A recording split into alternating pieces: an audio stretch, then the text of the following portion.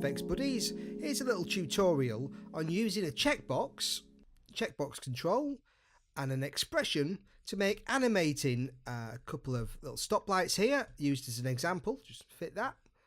Really easy. Click on the checkbox and there you go. They can swap stop and go.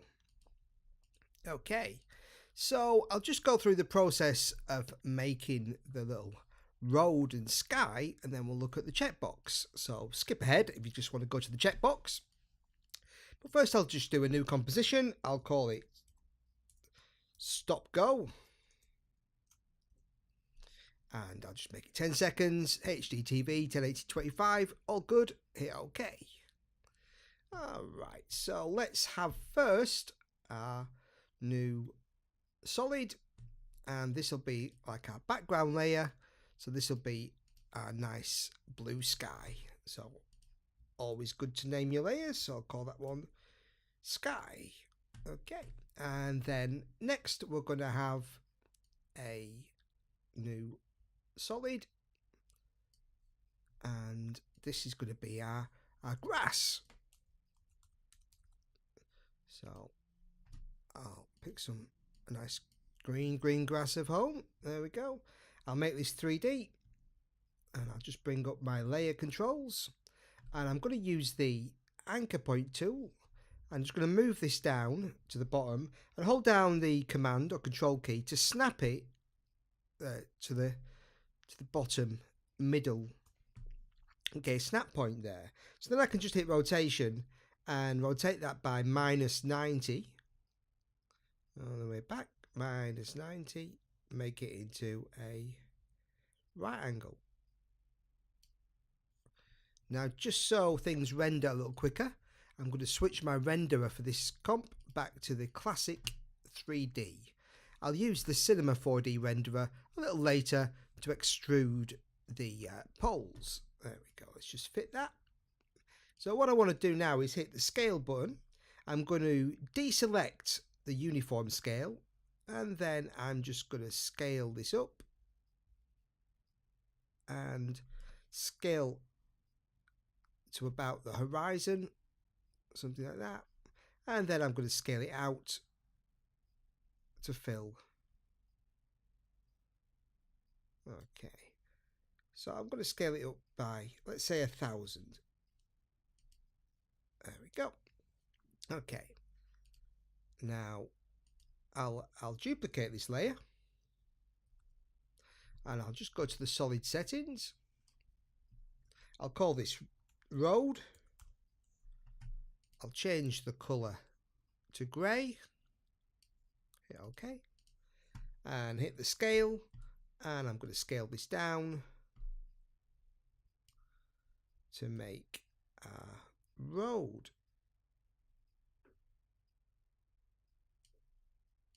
Okay, that looks all right.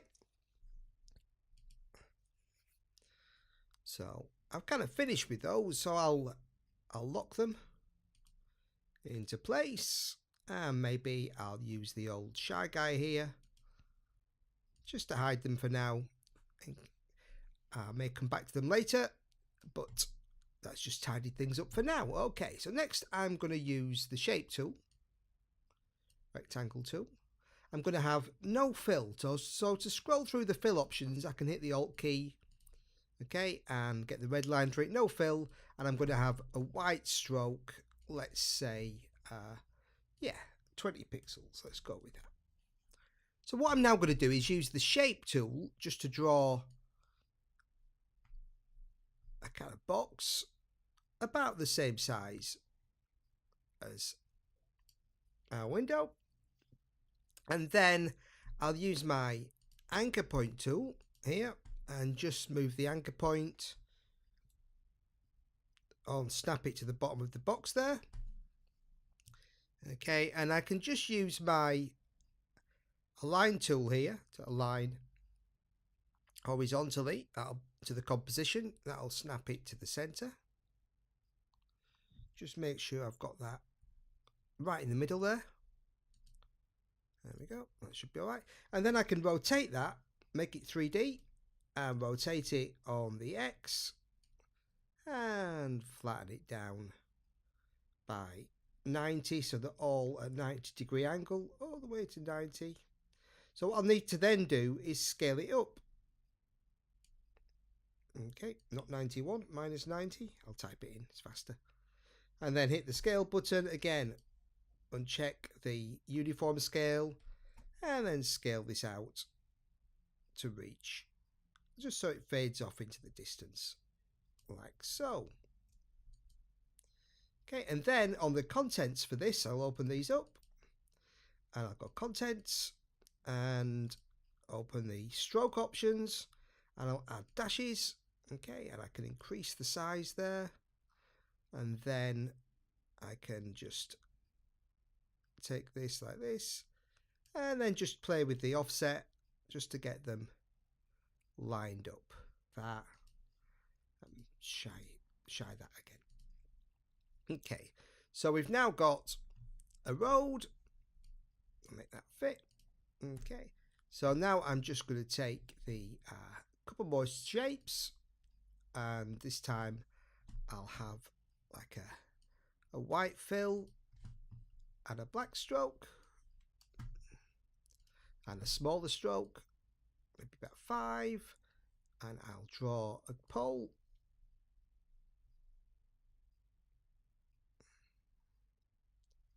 Okay, and I'll just duplicate that. Command D and hit position, and position that over to the other side like so. A little further, just get them kind of even. And yeah, about there. Okay. So I've got 2 poles, and then I'm going to use the ellipse tool, and I'll create a red circle. Hold down shift, keep it circular, and I'll just move that on top of one pole, and I'll duplicate that, hit P, move it over the other pole like so.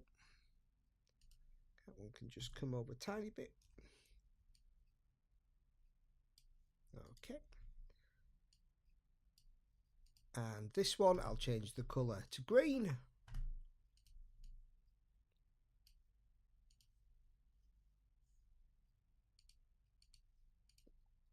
Okay, so we got our poles, and what I'll do is I'll rename these. So this one I'll label green, and this one I'll label red, and then I'll take the pole for the green and parent it to the green, and the pole for the red and parent that to the red. Okay, so we're almost there now. So I'll make all of these 3D. Okay, and I'm going to create a layer, a new null object layer. Okay, and on this I'm going to go into my effects and presets, and if I start typing the word check, I can find the checkbox control, which I'll drop onto the null object. So I'll rename the null object stop go. Always good to name your layers. So this is our stop go controller, and what I'm going to do is I'm going to start, say, with the green, and I'll hit R for rotation. So it's our Y rotation here. Oops, wrong one.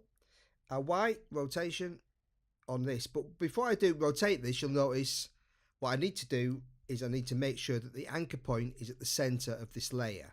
So I'll right click, transform, center anchor point in layer content, and do the same for the red.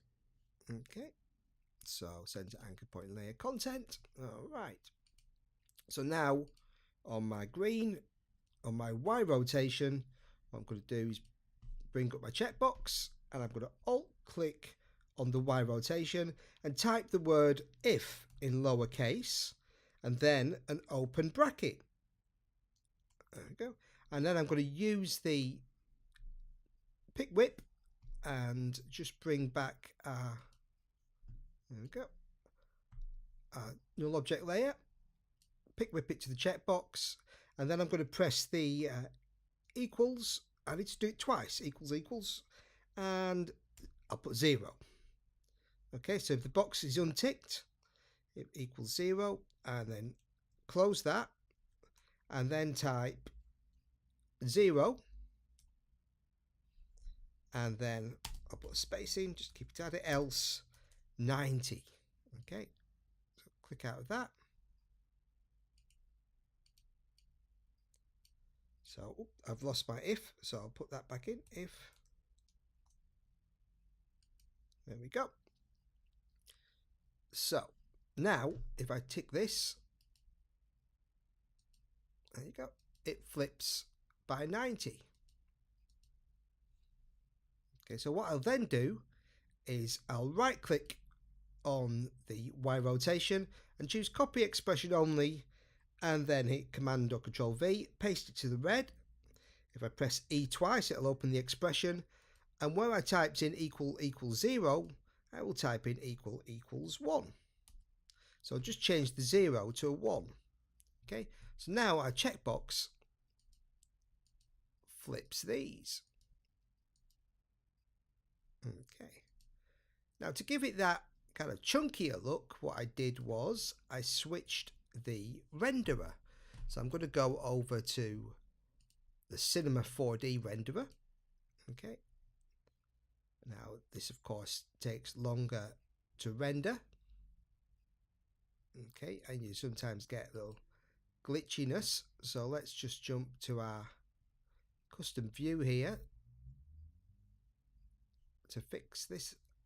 So I'm just going to unshy some of my layers, and what you need to do is kind of just move these a little bit sometimes. So I'll just pull this up slightly, just tidying these up. That's better. A little bit of tidying. And now, okay, I'm just going to put a light on this.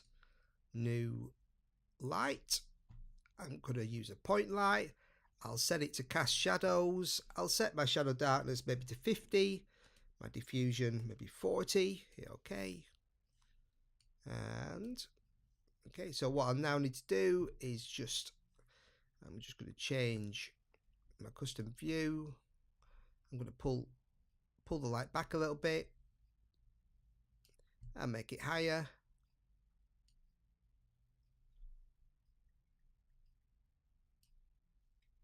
Okay, and I want to get some shadows, so I'm going to select our 4 layers here again and open up this time the material options, so I can close geometry options, material options, and turn cast shadows to on. So now we've got some shadows. I can adjust the light a little better, pull it back a bit.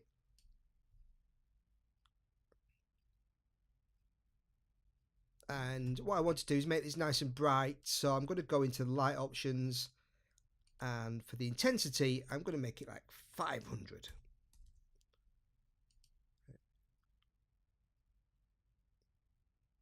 That's what I want. So now I can animate this with the checkbox and just do a simple stop and go by unticking and ticking. Okay, so always good to simplify your projects by reducing the number of keyframes you need to use. So thanks for watching and enjoy After Effects. Cheers.